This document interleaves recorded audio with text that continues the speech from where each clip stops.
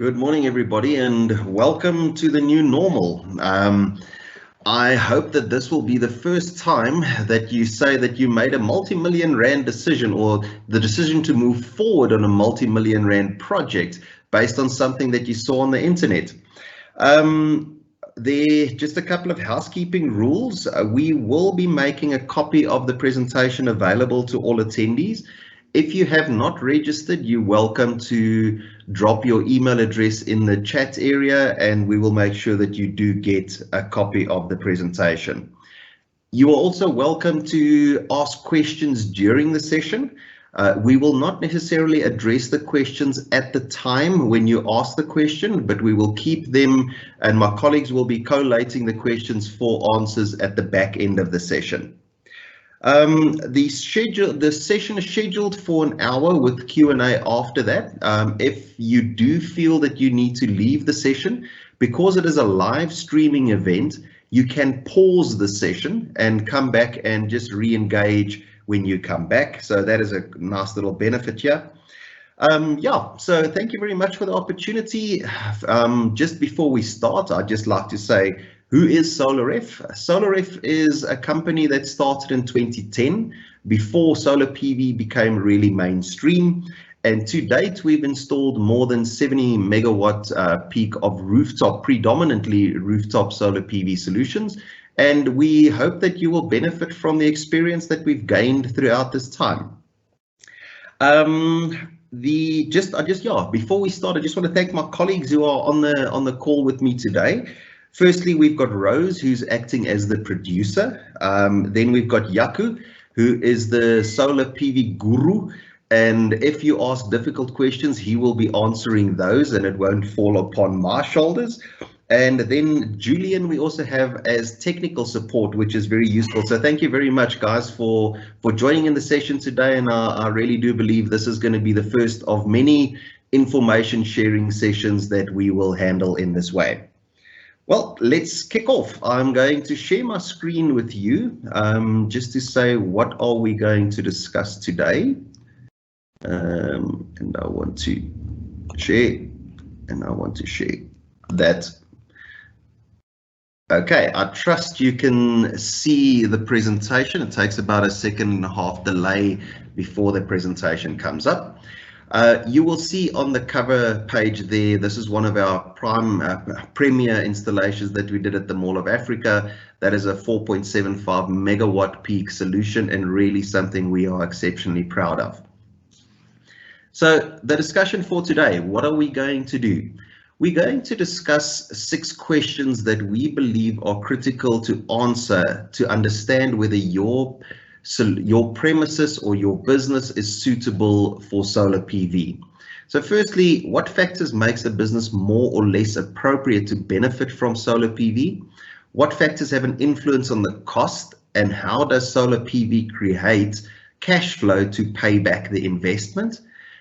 How would you assess the different solutions if you have a multiple number of solutions that you or service providers who are giving you proposals? How would you end up with a like-for-like comparison? We believe that's really, really important. Then the next question, what are the financial and operational risks of investing into a solar PV solution, and how can you mitigate some of those risks? Big question that customers have, how do I buy the solution? Do I buy it for cash?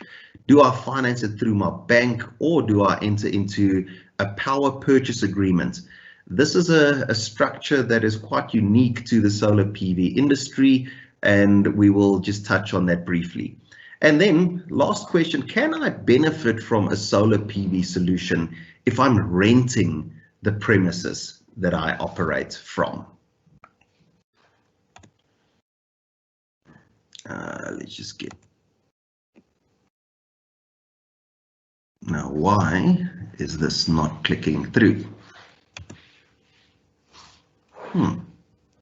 Sorry guys, this is interesting. There we go. Okay, so the context to the discussion, we will be discussing solar PV in a business context and not necessarily. So if we say business context, what is excluded from the discussion? So we say we are not talking about residential solutions for today, and we are not talking about solar farms. So those are the two areas we're talking about, more commercial business opportunities. So you have three types of solar PV solutions. The first one is a grid tied solution. The second type is a grid interactive solution, and the difference between a grid tied solution, you will see that there's no batteries on a grid tied solution. So a grid tied solution offers you no risk avoidance. If the municipality, if the grid goes down, your solar PV solution will switch off. That is very important. It doesn't give you any comfort that if there's load shedding, that you will still have a level of electricity. If you look at a grid interactive solution, you will see that there's a battery bank at the bottom here. So when the power goes down from the utility, the batteries will still continue to supply power to the business. One of the other things that I just want to point out there is we indicated here that there's no feedback to the grid. So electricity comes from the grid into the property, but not going back from the solar PV solution back into the grid. That is something that will be changing over time, and we believe that the municipalities will engage and allow you to feed back onto the grid. The final and ultimate solution would be to be completely off-grid.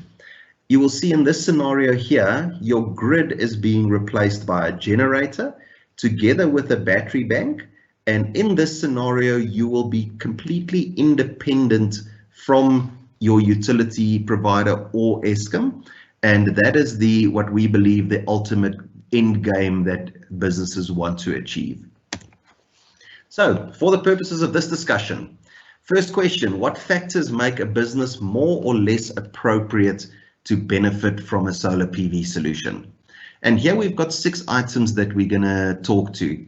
How many days do you operate? And when we say operate in sunshine hours, that would be between 6 a.m. and 6 p.m. That's obviously when the sun is shining.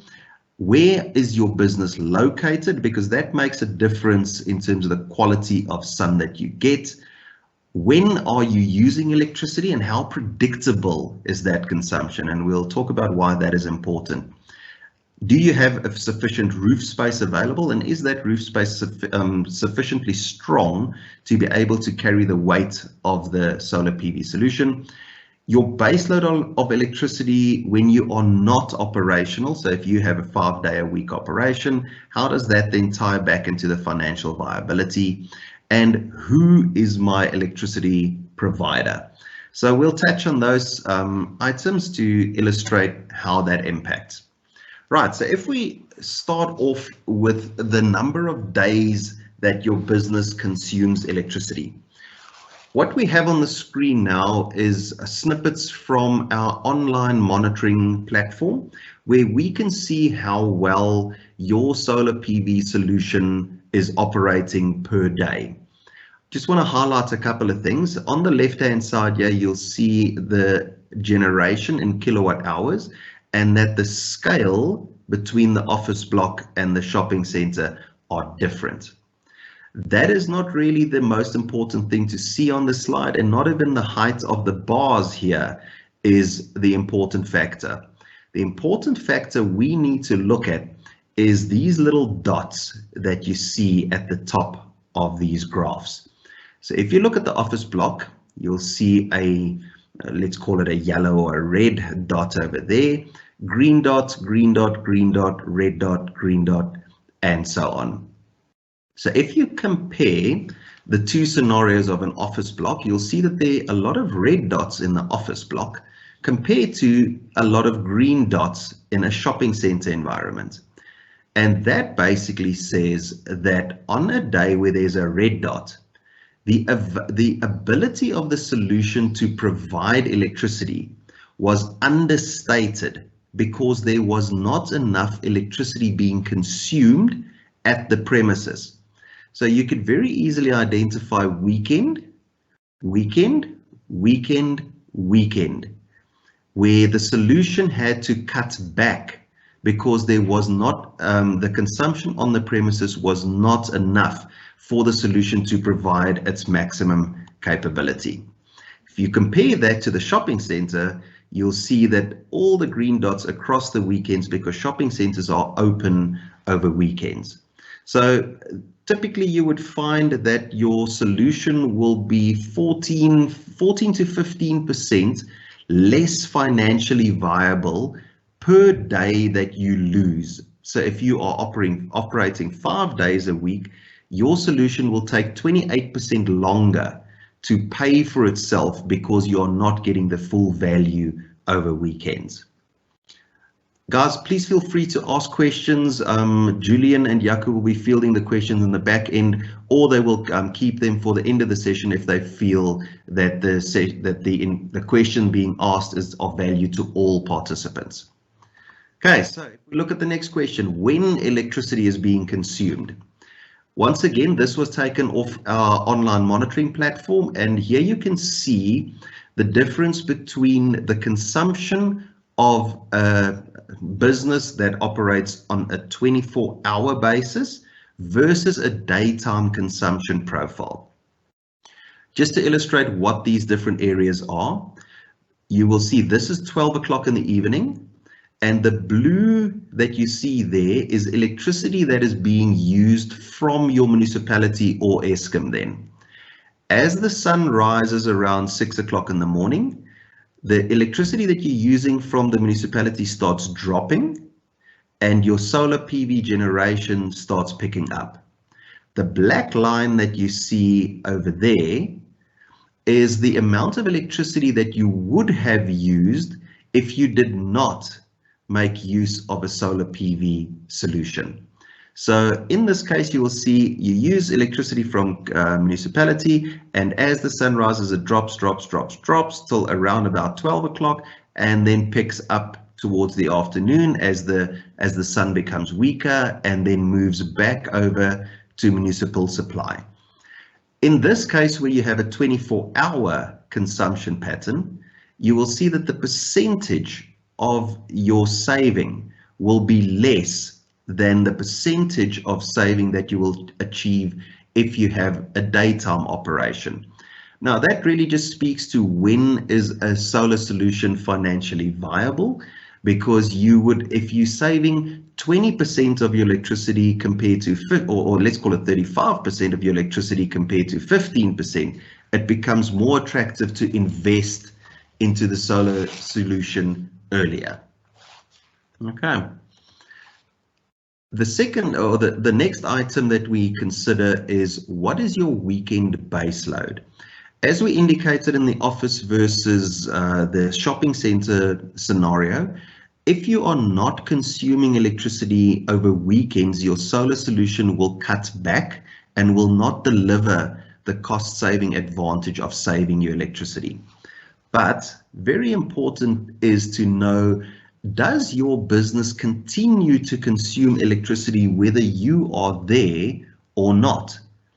So in a scenario, let's take a galvanizing plant. In a galvanizing plant, you don't switch off the equipment over the weekend because it is just too costly to start it up and the material could solidify. So there you would leave the electricity on. But in this case, you can see, and once again, just highlight the scale here where you've got 100 kilowatt there and you've got 50 kilowatt there. This customer on a normal weekday, this is the 10th and the 9th of March, on a weekday around about 6 o'clock in the morning, the electricity consumption starts picking up and flows through to, let's call it 7 o'clock. These guys are working late. And over a weekend, nothing is happening at the premises. But that does not mean that there's no electricity being consumed. There are still server rooms running. There could be some cooling operations, heating operations going on. And it's very good for us to understand what your consumption is over weekends so that we can give you a good indication of what your expected payback would be. Okay. The next item we need to highlight is, where is your premises located? What you're seeing on the screen at the moment is the irradiation map of South Africa. The quality of light that you receive at different points in the country are very different. And very important here, a solar PV solution works on light. It does not work on heat. Solar thermal solutions like geysers and things, they would work on heat, but a solar PV solution works on the quality of light. And if you look at the map, it is no surprise that the majority of the large-scale solar farms are located in the Northern Cape, because just look at the quality of the light that they receive. Obviously, very few rainy days in the Northern Cape, and the ability to generate electricity in that area is just really phenomenal.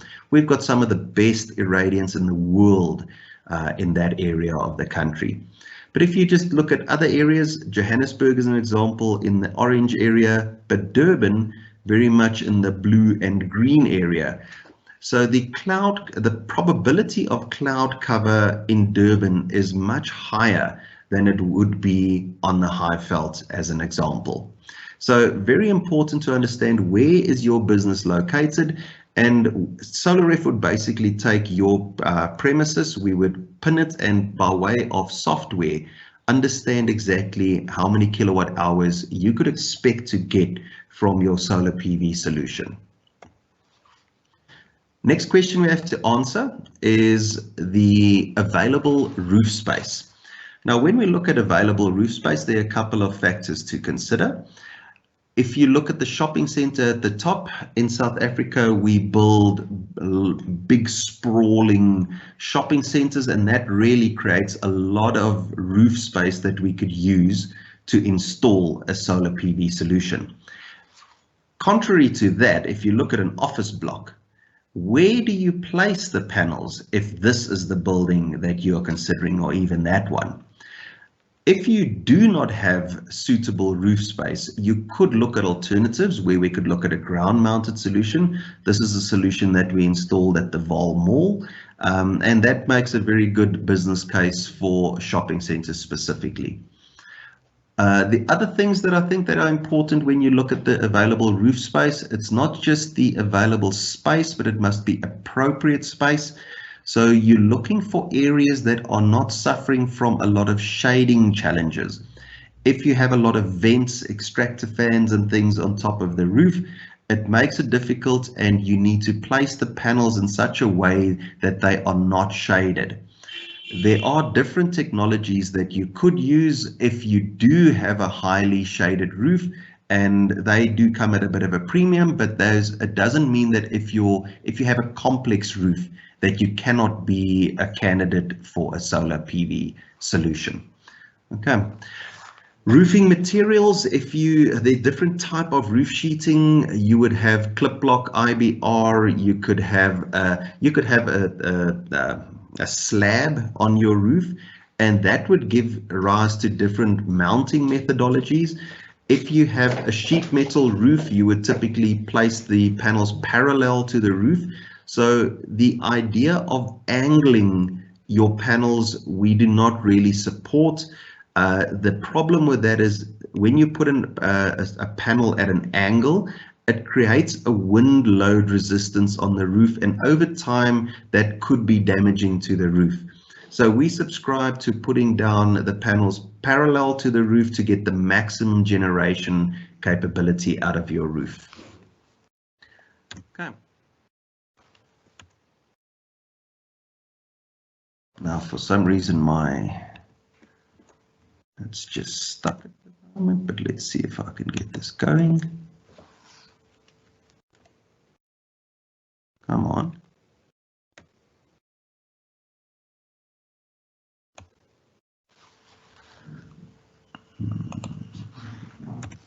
There we go. Okay, the next question we have to answer. Who is your electricity provider? You would typically be serviced by one of two entities when it comes to electricity. Either it is going to be an Eskom direct connection, or you will be serviced by a municipality. When you're looking at that, it is very important to understand that there are different application processes that have to be followed when looking at Eskom specifically. Eskom do a lot of investigation to ensure that whatever solution you put on the roof, if your premises is not consuming that electricity and all that electricity would be pushed back onto their network, they want to understand what will break on their side if that is the case. So they do the investigation and then they give you authority to move forward. This process can take between 6 and 18 months, and at the moment there's very low levels of predictability when it comes to how long the process is going to be. So Solareff definitely subscribes to the fact that we have to apply to Eskom, because if you don't, you do run the risk that Eskom can come to you and say, right, you have to switch off your solar PV solution, or in the worst case scenario, they could indicate that they are going to cut your entire supply until such time as you remove the solution. So a very risky thing to do, not to apply to Eskom, and Solareff was quite happy to assist customers, as that would be the first step that you need to take if you do have an Eskom connection. On municipalities, they are a lot more forgiving when it comes to the application process. We apply to them and they give us approval within weeks to move forward on your solution, and that is really quite nice to be able to deal with a municipal connection. Okay, so when we look at your electricity provider, there are 4 items that you can consider, and if you do have an electricity bill handy, you could look at those and try and identify the different components.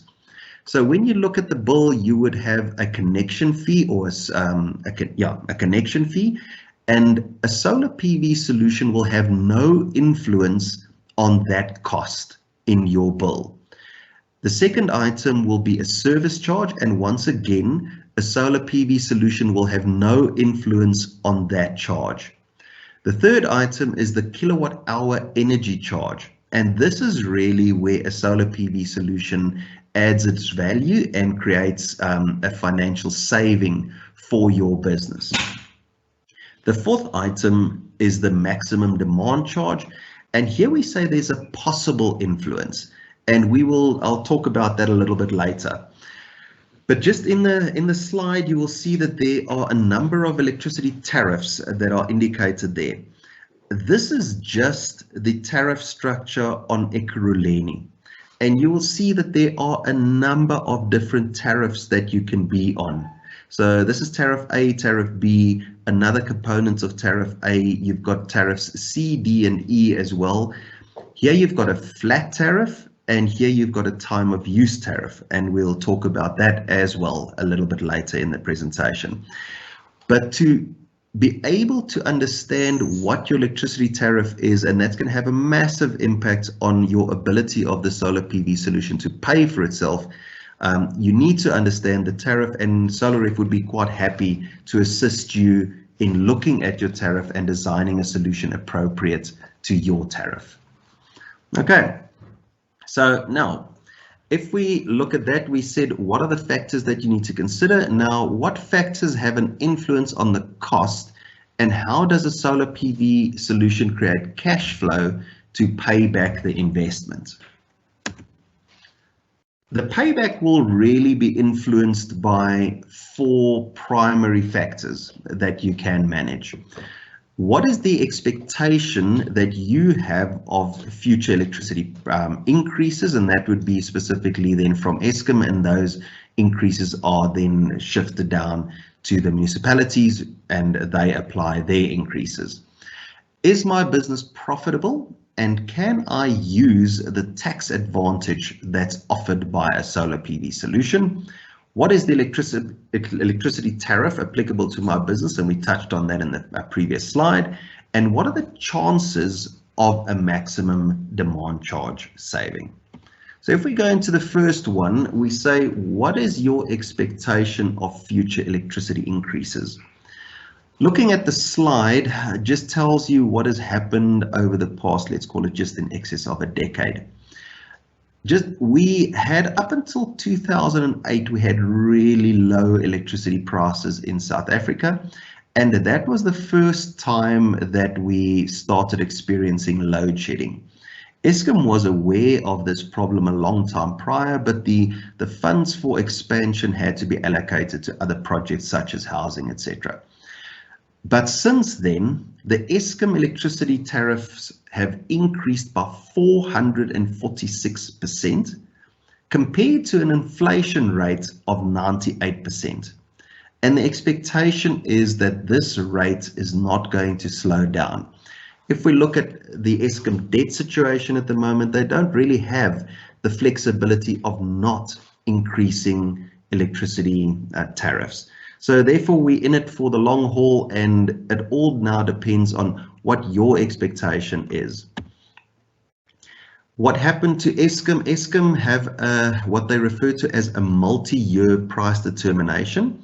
And NERSA have given Eskom the approval in last year, this year, and the next year to increase electricity prices by 9.41%, 8.1% now in 2020, and 5.22% in 2021. The unfortunate thing is that Eskom have won a court battle against NERSA where they said that this was unreasonable, it was too low, because Eskom asked NERSA for an increase of revenue of 26 billion rand. NERSA only allowed them 10 billion rand. So there was of 15.94. Now, Eskom have won the case against NERSA to say that that was an irrational decision, and therefore the 8.1% that has been pre-approved will not be the final number that you will see coming through on your electricity bill. There's going to be an adjustment to that, and that could be anything between, let's call it 5 and 10%. So we don't know what that's going to be, but there's definitely going to be a change. So if you look at the electricity price increases, the way to structure your payback would then be to say, what is your expectation, and do the financial modeling based on that. At Solareff, we would propose that you run a sensitivity analysis and say, right, what if it is 5%, what if it is 10%, and then what if it is 15 or 20%? And then you can get a sense of what the payback would be in each of these instances. The next question that will influence your payback quite heavily is, can you benefit from the tax benefit that is allowed for solar PV solutions? Section 12B of the Income Tax Act makes provision that you can write off 100% of the investment into a renewable energy asset in the year that it becomes operational. Important here, not when you purchase it or you place the order, but when it becomes operational. So if we look at two scenarios where company A doesn't purchase a solar PV solution and company B does, and both companies, if let's say this is the same company, this would be the outcome if you decide to do it or not. The net profit before tax would be the same, but in the one instance, you are investing into a 500 kilowatt peak solar solution, and let's say that would be a 5 million rand investment. That would mean company A would have a taxable profit of 10 million rand, where company B would only have a taxable profit of 5 million rand. Now, the tax advantage in terms of 28% company tax rate on that reduced profitability would mean that company A would pay 2.8 million rand in in tax, and company B would pay only 1.4 million rand in tax, giving you a cash flow saving of 1.4 million rand, because that tax would have been set aside to be able to make the payments, and now you don't have to make that payment to the receiver of revenue. Very much allowed. It is not tax evasion, it is tax avoidance, and we really believe that this benefit is being created by your solar PV solution. The next item, What is your electricity tariff? Is it a flat tariff or is it a time of use tariff? If you have a flat tariff, that means that you will pay your electricity at the same cost irrespective of when you use the electricity. So whether you're using electricity at 10 o'clock in the morning or 12 o'clock at night, you would pay the same rate. The only difference on a flat tariff would be in winter you would pay more, and in summer you would pay slightly less. So let's call it R1.50 in summer and R1.70 per kilowatt hour in winter. But when you look at a time of use tariff, that changes.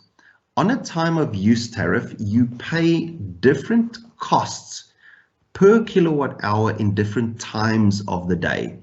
So if you look at this over here, in high demand season being the winter months, from 6 o'clock in the morning until 9 o'clock in the morning, you will pay a much higher tariff than you pay from 9 o'clock in the morning until 5 o'clock in the afternoon. Then once again, from 5 o'clock in the afternoon till 7 o'clock, you're paying a higher tariff again. That tariff is reduced from 7 o'clock until 10 o'clock, and then you're paying a lower tariff between 10 o'clock in the evening and 6 o'clock in the morning. The reason for this was for Eskom basically to discourage consumption by large corporates or businesses to use electricity in this time, because this is when they need the electricity to provide to households. This is when you would typically have a bath, when you would be cooking in the evening specifically, and this is when you would be preparing to go to school and things like that. So that's when residences require the electricity. You will see on Sundays, the whole day is off peak time, and on Saturday afternoons, you will see that you also have off peak time over there. So that makes a big difference in terms of your saving, and your solar PV solution has to cater for what are you paying in these different times. Electricity tariffs, just to feed onto that, if we just compare three metros, we've got City of Cape Town, we've got eThekwini, which is Durban, and then we've got Ekurhuleni. Now, just to show you how widely they can vary, if you look at the basic charge in the City of Cape Town to have a connection, you're paying nearly 9,000 Rand to have a connection. If you're looking at eThekwini, you're paying half that. You are paying 4,500 Rand. And in Ekurhuleni, your basic charge is only 1,925 Rand, which makes a great business case for locating your business in Ekurhuleni. But the plot thickens.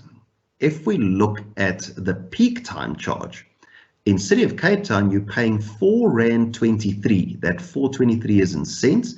So you're paying R4.23 per kilowatt hour that you consume in the peak times, that the red areas that I showed on the previous slide.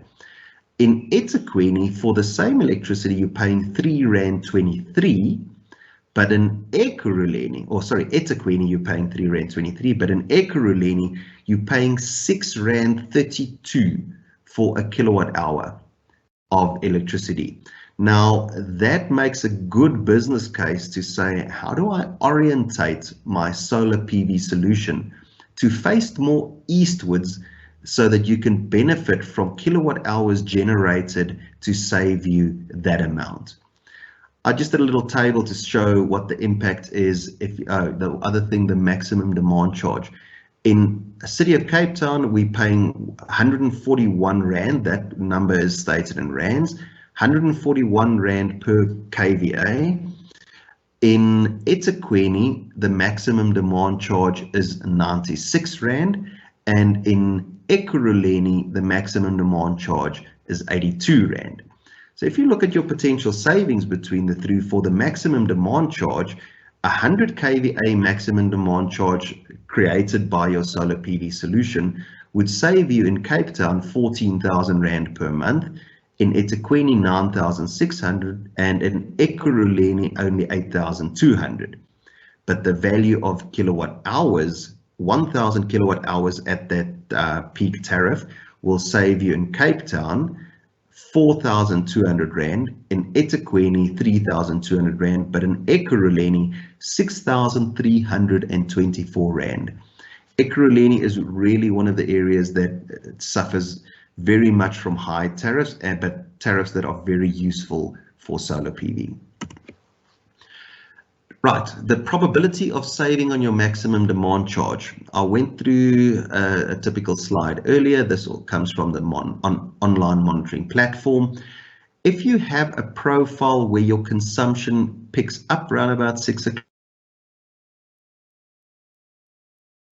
All right, so carry on from our side. So this is basically the line, typically what the load profile demand charge curves look like. I think it's Gerard was explaining.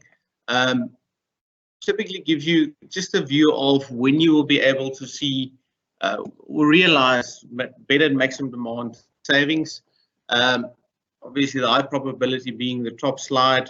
I think as I explained, where if you've got round about that, and I'm just going to switch on my pointer for this. Where if you're looking at that point right over there, around about 550 kilowatt, that's typically what the profile, or typically the maximum demand that the property would have seen at that point. With the solar solution installed at this, it will actually reduce the actual consumption or the maximum demand of the building to around about that new blue point, which is about 400 kilowatt. So it shows that you see a substantial drop in the maximum demand. So it will realize quite a big saving for that client in that property.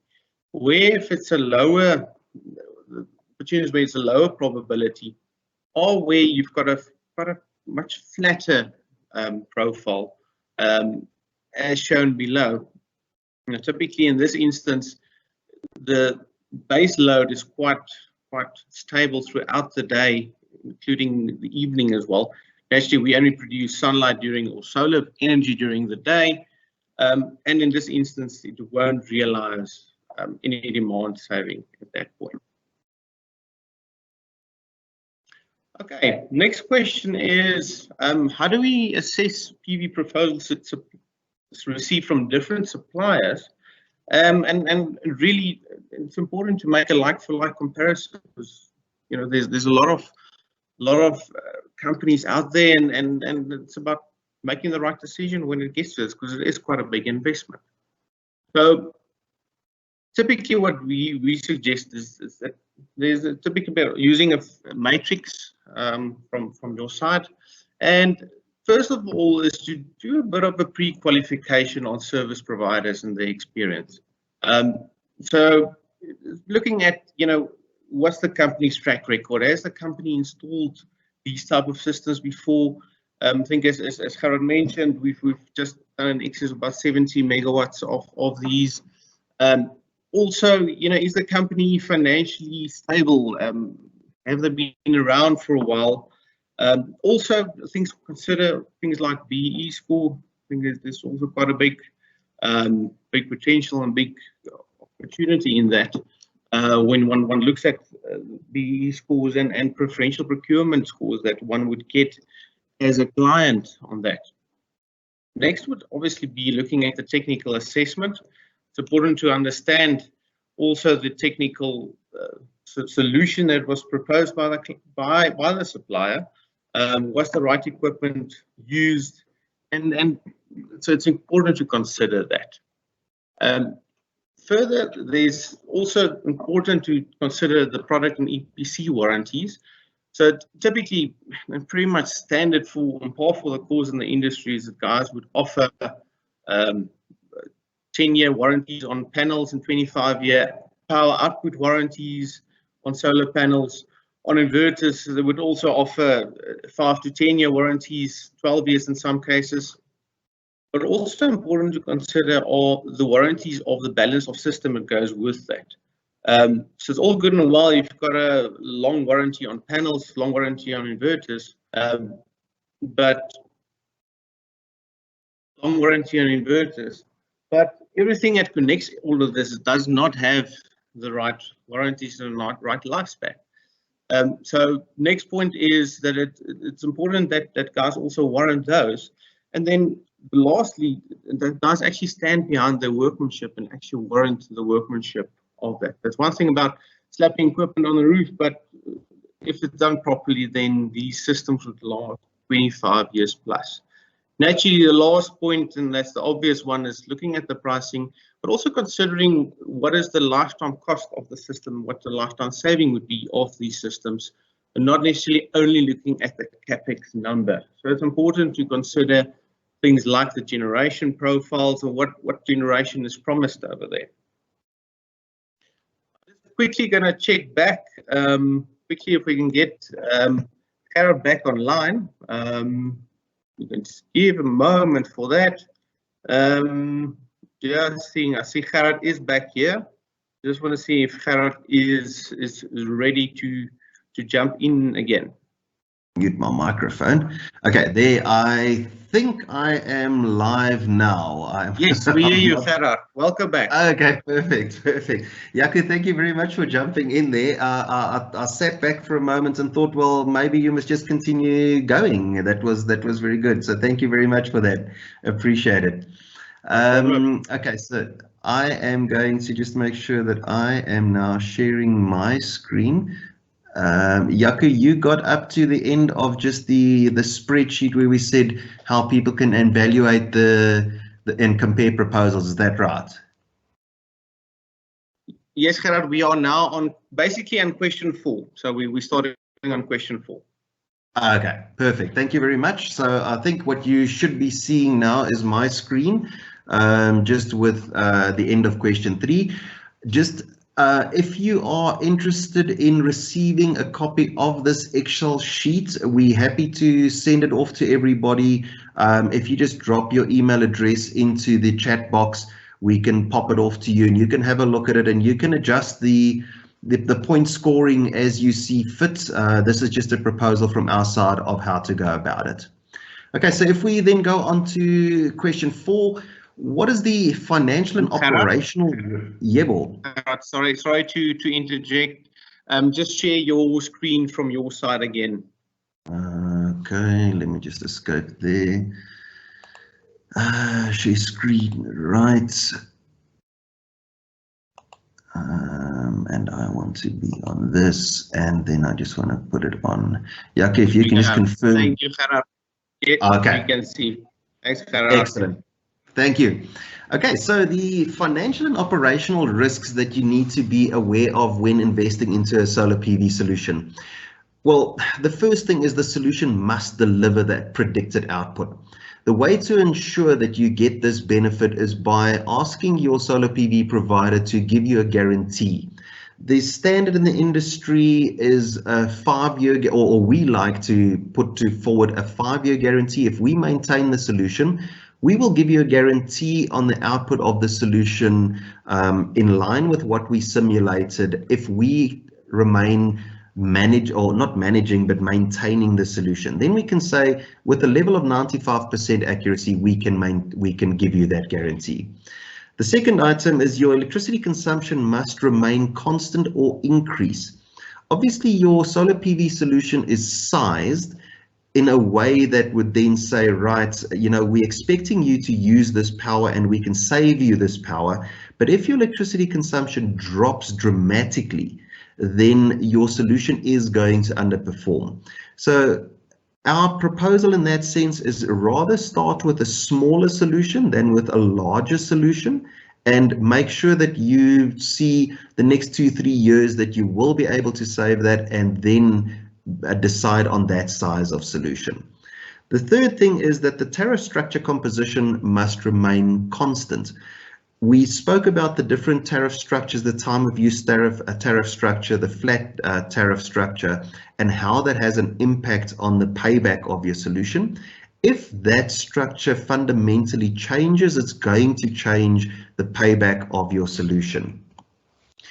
So in a certain sense, that should not stop you from investing into a solar solution, but rather make it an urgency to invest. Because if they want to change the tariff structure, that's going to take a lot of industry participation. It's going to take a lot of discussion. And if your solution could have paid for itself by the time that they change the tariff structure, let's say 2-3 years down the line, then that doesn't impact on you. So it rather creates urgency than a reason to wait. The next point, reductions in the cost of solar technology. There are a lot of customers out there who say, yeah, but the stuff is becoming cheaper. And we agree, the stuff is becoming cheaper. And that goes for the same with the increases in efficiency of solar technology. But the question that you really have to ask yourself under this point is, what happens whilst you are waiting for the technology to become either cheaper or more efficient? And I think the answer to that effectively is you keep on paying your electricity bill. Now, that payment that you are making, you could have paid towards your own solution. So we're not disputing the fact that the tech is becoming cheaper and the efficiency is becoming higher. But if your electricity cost is going up by 10 and 15% per year, and the cost of technology is coming down by 5%, you're effectively losing by waiting for these two events to take place. And then the final one, and I always think that it's quite funny, is the sun must continue to rise. As long as the sun comes up, you will be saving money. And if that doesn't happen, then it doesn't really matter, because then none of us will be around to dispute the returns on our investment. If we then go on to the next question, please guys, if there's anybody who disagrees or has a further enhancement of this, pop your questions into the chat box. Let's get those questions in so we can address them at the back end of the presentation. Right, question 5, should I buy a solution cash? Should I finance through my bank? Or should I enter into a power purchase agreement, or PPA? Now, a power purchase agreement is something that's quite unique to the solar industry, where you get somebody else to install a solution on your roof and you get cheaper electricity and they take all the risk on the asset.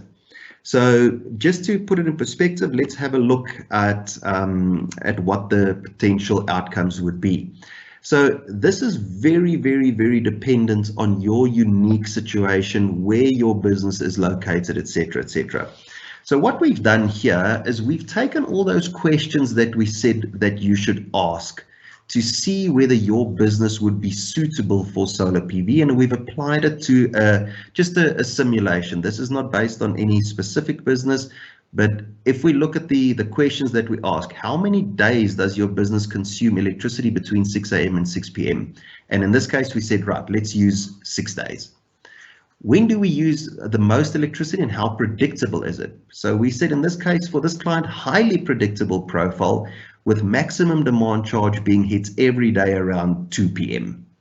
How much electricity is used? Well, we use 3.2 million kilowatt hours. And this client had a base load on Sundays, which would consume about 50% of the electricity that they had on other days. So a consumption profile of 6.5 days worth of savings would be achieved. So 6.5 days they would get savings from the solar solution. The premises is located in Benoni and Gauteng. That just speaks to the irradiance that you are receiving at the specific premises. They have a nice big unshaded roof and it's orientated towards north, which is really good for solar. So we use that, and we said your irradiance level is 4.3 kilowatt hours per kilowatt peak per day, or you would receive, or you would be able to generate 1,569 kilowatt hours per kilowatt peak, and that kilowatt peak refers to the size of the solution per year. And we said that Ekurhuleni is the service provider, and we based it on their tariff E, which is a time of use tariff, and we applied factors for increases from Eskom at 10% this year, 8% next year, and 6% after that, which we regarded as relatively conservative. Okay, so if those are the questions that we are applying to the option, then we say, right, this client would qualify for a 600 kilowatt peak solution, and that is on the DC side. The DC side refers to the number of modules that you've installed, so the maximum capability of the modules. The maximum capability that the solution will be able to provide, give you out, so usable electricity out, that's the AC side, the alternating current. DC is for direct current. So direct current comes from the roof of the panels, comes to the inverter. The inverter changes it to AC current, alternating current, and that can be used in your factory. You will see that the size of the solution on all three options is the same. The fact that you are financing it in a different way doesn't change the size of your solution, and it doesn't change what the solution will provide you with. So in all three cases, the percentage of the current consumption of this particular client would be 29.3%, and the cost of the solution would be the same. But when you look at the column for the PPA provider, you will see that in that case, the cost of the solution is not applicable because the PPA provider actually buys the solution on your behalf. Therefore, there's no capital outlay that you have to make. The kilowatt hours generated in 7 days on each of these solutions will be similar, so or will be not similar, it would be the same. And then if you look at your savings in kilowatt hours on the solutions in summer and winter will be the same again. Maximum demand charge will be the same again. Now we get to where it starts splitting out. So what is your capital investment required? If you finance it cash, you will have to pay the full value of the solution. And in this case, we said 5.8 million rand, 5.874 million rand is the requirement to purchase this solution. But if you finance it through your bank and you're relatively credit worthy, you could negotiate with the bank to only put down 10% of this value required, putting you in a position where you have to lay out 587,000 Rand to purchase the solution. And once again, in the PPA scenario, as I mentioned earlier, they lay out the money and therefore there is no investment from your side. The next item is that tax benefit that we said that's going to have an impact on how long it takes your solution to pay back. In the scenario where you buy it cash, you get the full benefit. So the 1.644, which is 28% of the cash price, goes to you in cash flow. If you finance it through the bank on a structure that passes ownership to you at the initial stage, you also get the full benefits, the 1.644. And here I just want to highlight now, you've laid out 10%, which is the 587,000 Rand, but you get a cash flow injection of 1.644 million Rand within 6 months. So it all depends when your provisional tax has to be paid or your final tax has to be paid. So you get that value back, which leaves you cash flow positive if you did the bank finance route. And on the PPA, you do not get any of the tax benefit, but because you do not own the asset, the PPA provider owns the asset. Monthly tax write-off after that. In the cash scenario, you've laid out the cash, you're getting the benefit, so you don't get any additional tax break on that. On your bank finance, you're going to get the interest write-off that you can then use. And on the PPA side, you're going to have the full monthly repayment that you're making to the PPA provider as a tax write-off. How does that impact then on the cash flow or the payback on the solution? So this specific scenario that we're looking at here, a 600 kilowatt peak in Ekurhuleni, will take this customer 2.94 years to repay. And when they say repay, it's money that you've already got in your cash flow because you're paying it currently to the municipality. So all we propose is that you repurpose that, let's call it a debit order, that you have to the municipality, and you say, right, I'm going to take that money and repay myself, which is quite an attractive view to look at it. if you look at a bank finance deal, if you structure it in such a way that your monthly or annual repayment to the bank is less than the savings that you achieve on this solution, you actually end up in a cash flow positive situation from day one. And that, I believe, is really, really attractive. And in a PPA provision, you are cash flow positive from year one. You will get an immediate saving on your existing expense that you are paying. From a return perspective, you could say that your internal rate of return on this transaction would amount to 35%. The bank finance return would be higher because you are only putting in a portion of the money, which takes the return on this solution up to 197%. And then your return on PPA is infinite because you made no investment into the solution, therefore infinite return. The key, though, is to look at it and say, right, an infinite return is attractive, but what is the actual rand value saving that I will achieve in 5 years? And here we assumed a PPA tariff at a discount of about 30% to the existing tariff. And we said on a cash purchase, you will then save, in addition to your 5.8 million that you invested into the solution, that you will get back plus a further 3.3 million rand savings from your electricity. If you do the bank finance, you will see that it's slightly less, because obviously, as we said, that if they're taking on some of the risk, they're going to want a return on their money, therefore you pay interest. So the difference is that you will now have a 2.5 million rand saving on top of making the repayments to the bank. And in a PPA scenario, you're making a 1.5 million rand cash flow benefit in that 5-year period that you were on the PPA. So key here is to understand that after 5 years, your solution on cash is now paid up, so there's no further expense. Bank finance is paid up, there's no further expense. Your PPA is typically over a 15, 20, 25-year period, so there will still be an expense going forward from there. And if you look at your annual tariff escalation, nothing will be applied. Your saving will just go up in line with the tariff escalation applied by Eskom or the municipality. The bank finance, there's no escalation there anymore, but your PPA, typically in your PPA agreement, there is an escalation that is either linked to CPI or a fixed rate at 4.5% as an example. That will all depend on your agreement with your PPA provider. So there's really the three options. We're happy to discuss any of these options, and we offer any of these options to clients. I think the commercial banks are very positive towards solar PV solutions, and we really think that that's going to be a growth area for the banks in the coming years.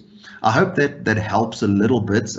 If anybody has any comments or questions on this, once again, pop some questions into the chat box area. Okay, so then the last question, can I benefit from solar PV if I'm renting the premises?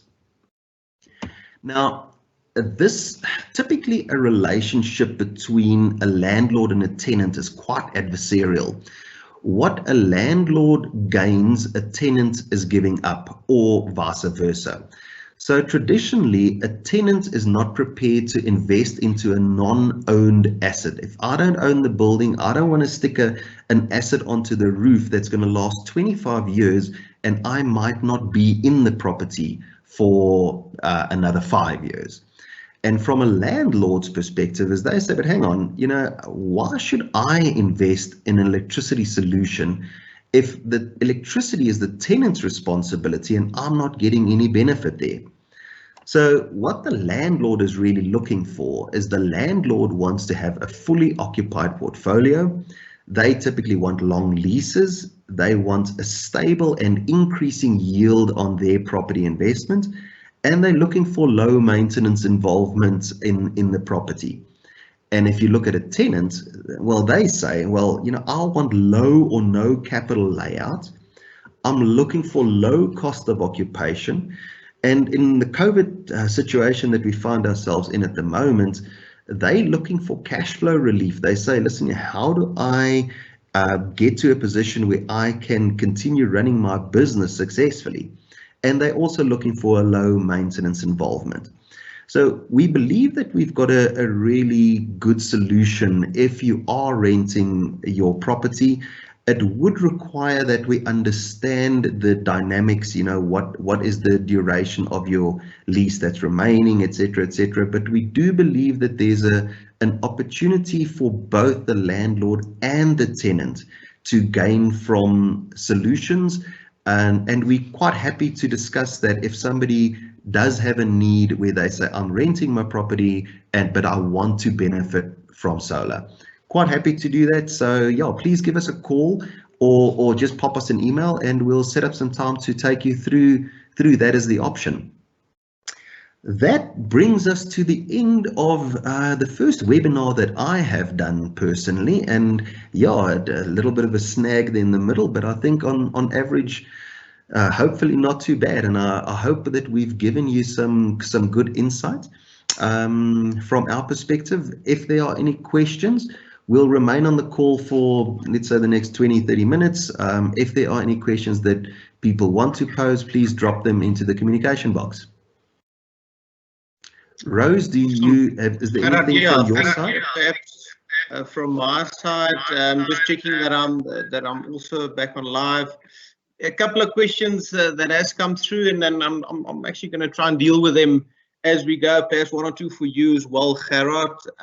Perhaps one of the first questions that came a little bit earlier in the presentation was a question from Anonymous, so we're not sure who that is, but the question was, what type of installation is the most preferred for industrial type of installations like shopping centers? And then a follow-on question from that as well was, does the big inverters allow one to put back power onto the grid?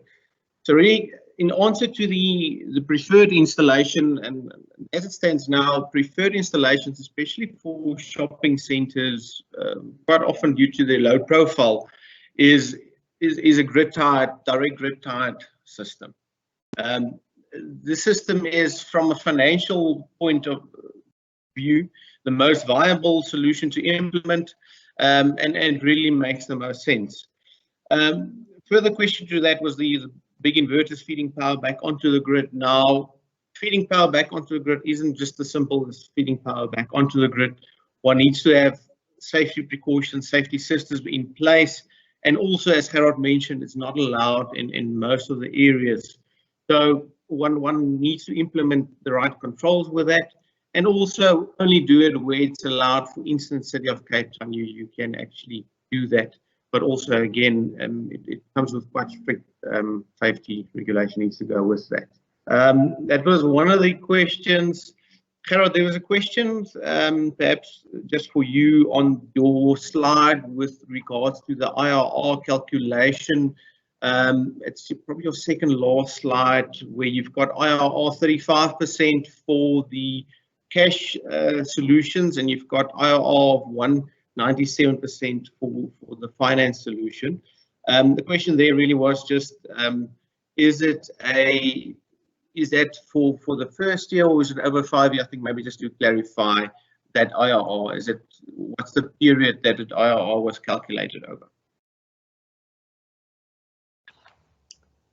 Hello, Jaco. I think I should be live now, if I'm not mistaken. Yes, you are live, Gerard. We can hear you. Okay. Excellent. So that was done over a 10-year period. Obviously, the infinite on the PPA remains infinite. There's no period attached to that, but that was over a 10-year period on both the cash and the bank finance option. Okay, brilliant.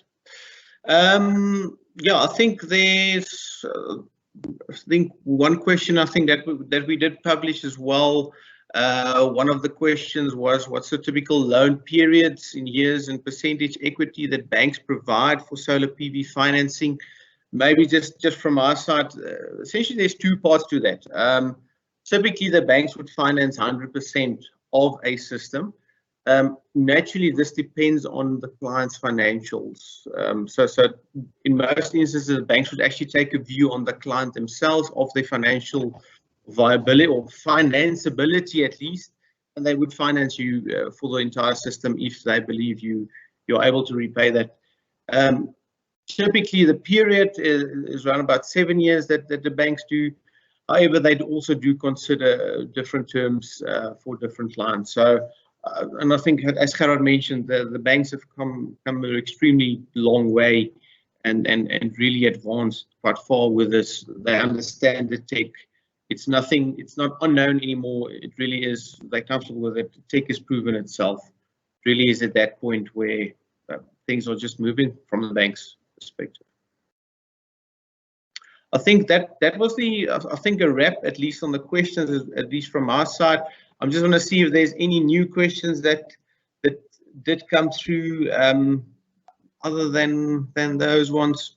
No, I think those were the main ones. I think perhaps just from my side, Gerard, thank you very much. Certainly is exciting times in this space. We do believe that the next big frontier, together with solar PV generation, the grid-tied system that Gerard covered quite a bit, is the application and addition of storage into these solutions. So we are going to be seeing a lot more of that, and we are already seeing a big uptake in that. Naturally, that also changes the dynamic quite substantially of solutions that we can provide into the market. So that is it. Gerard, any closing comments from your side? Yaku, no, just everybody who's been involved, thank you very much for joining us. It was a nice learning experience, and yeah, we look forward to engaging with you and really making these things happen. So yeah, thank you very much also to yourself, Julian, Rose, thank you very much for managing the back end and that I wasn't required to understand all this tech. So thank you very much. Yeah, and anybody out there, pop us an email, pop us a phone call and tell us what you need. We would be happy to assist. Awesome. We did receive your email addresses, everyone that needed a copy of the presentation. So if there's any more, feel free to be in contact with us. And yeah, we look forward to seeing you on the next one. Anyway, have a good day. Goodbye, Thanks, everyone. everybody. Cheers. Bye. Bye.